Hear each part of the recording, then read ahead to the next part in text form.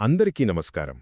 Lent season సందర్భంగా ఎల్సలా books వారి ప్రత్యేక పాడ్కాస్ట్కు స్వాగతం.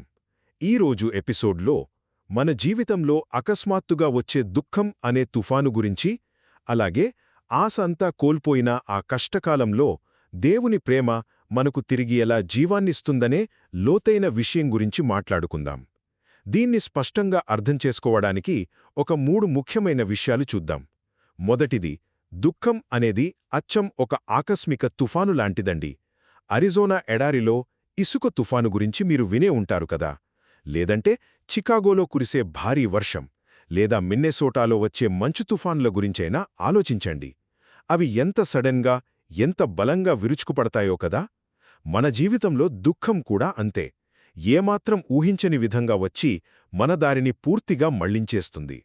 ఇక రెండవది, మనమా దుఃఖపు లోయలో చిక్కుకున్నప్పుడు మన పరిస్థితి గాలికి సులభంగా కొట్టుకుపోయే, ఎండిపోయిన, పెళుసైన ఎముకల్లా మారిపోతుంది.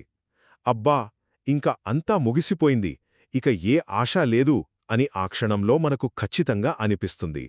అయితే మూడవది, ఇక్కడే మనకు అసలైన నిరీక్షణ కనిపిస్తుందండి. ఆ వీచే గాలి కేవలం గాలి కాదండోయ్, అది సాక్షాత్తు దేవుని శ్వాస. అవును, ఆ శ్వాసే మనకు తిరిగి జీవాన్ని పోస్తుంది. దేవుడు మన ఎముకలను తన నిరీక్షణతో, ఆశతో గట్టిగా ముడివేస్తాడు.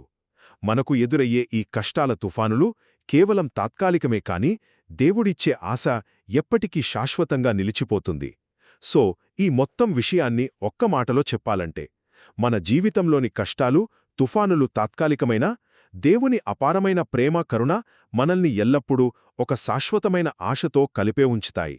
మా పాడ్కాస్ట్ విన్నందుకు ధన్యవాదాలు. మరిన్ని ఆసక్తికరమైన విషయాల కోసం ఇలాగే వింటూనే ఉండండి.